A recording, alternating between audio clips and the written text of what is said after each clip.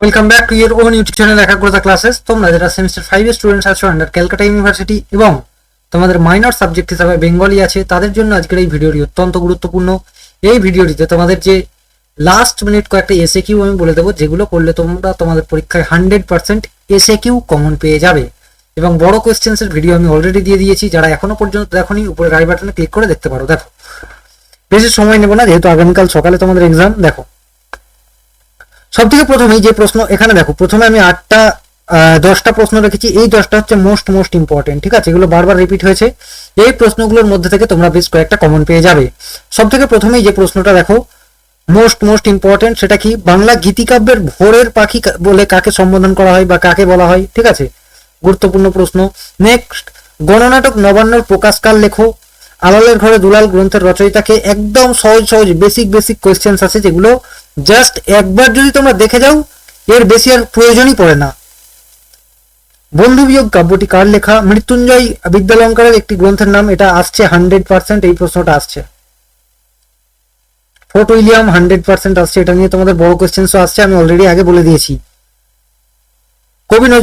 কবি কাজী নজরুল ইসলামের প্রথম কাব্যগ্রন্থের নাম। ঠিক আছে, দেন তোমরা দেখো, সমাচার দর্পণ কত সালে প্রকাশিত হয়?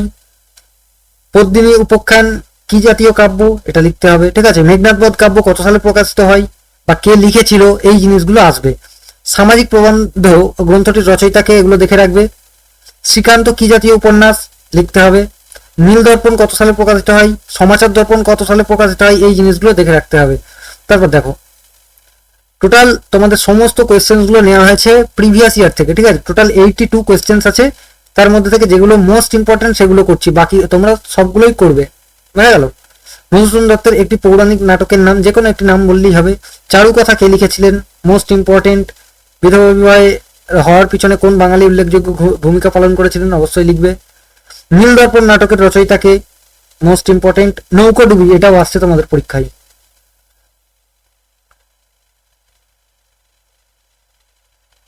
প্রথম চৌধুরীর ছদ্মনাম কি? প্রথম প্যাঁচার নকশা কার লেখা? ঠিক আছে, নৌকাডুবি কার লেখা দেখতে হবে।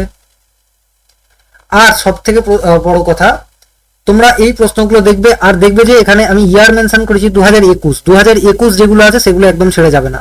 2021 আর 18 এই দুটো তোমরা একদম ছেড়ে যাবে না। আমি বারবার বলছি, যদি কারোর এতগুলো করতে সমস্যা হয়, প্রথম 10টা তোমরা পড়বে, দেন বাকি 2021 আর 2020, সরি 2021 আর 2018 এই দুটো তোমরা ছেড়ে যাবে না। ফোর্ট উইলিয়াম কলেজ কত সালে প্রতিষ্ঠিত হয়? তার সঙ্গে এটা কি? একজন বাংলা অধ্যাপকের নাম দেখে রাখবে। রবীন্দ্রনাথের যে কোনো দুটি ছোট গল্পের নাম, একটা ছুটি আর একটা অন্য কিছু লিখে দেবে। তো বুঝতে পেরেছো তোমাদের জন্য কোনগুলো করতে হবে। টোটাল 82 কোয়েশ্চেন্স আছে। সব থেকে প্রথম কি করবে? ফার্স্ট 10 কোয়েশ্চেন্স,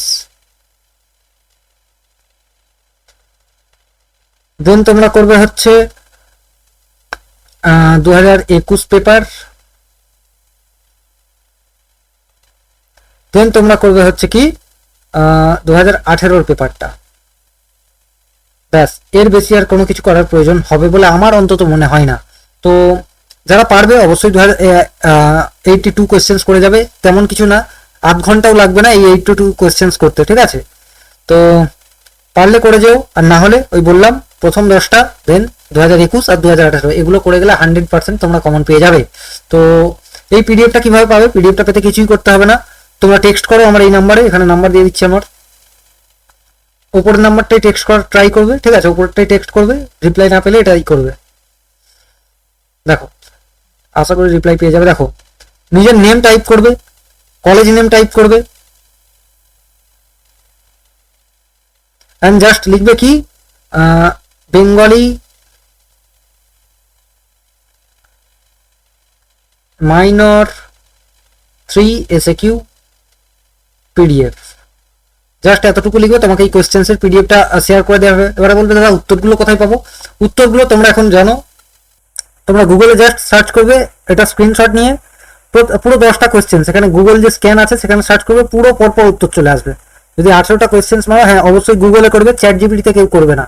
চ্যাট জিপিটিতে প্রচুর অ্যান্সার তোমরা ভুল পাবে। আমি আবারও বলছি, চ্যাট জিপিটিতে কেউ মানে কি বলে, বিশেষ করে এই বেঙ্গলির ক্ষেত্রে চ্যাট জিপিটি তোমরা ইউজ করবে না। অনেক কোয়েশ্চেন্স তোমরা ভুল পেতে পারো, যেটা কিনা গুগল জেমিনি ইউজ করলে তোমরা অনেকটাই সঠিক অ্যান্সার পাবে। হ্যাঁ, বেশ কিছু ভুল অবশ্যই পাবে, তোমরা চাইলে আমার থেকে কনফার্ম করিয়ে নিতে পারো কোয়েশ্চেন্সের অ্যান্সারগুলো করে নিয়ে। আশা করি বোঝা গিয়েছে। যদি কোনো কিছু বুঝতে বা কোনো কোয়ারিজ প্রবলেম থেকে থাকে অবশ্যই সেটা কমেন্টে জানাও, অ্যান্ড অবশ্যই এক্সাম দিয়েছে, এক্সাম কেমন হয় সেটা নিয়ে একটা অবশ্যই কমেন্ট করবে। এটুকু তোমাদের থেকে আশা রাখতেই পারি। Thank you.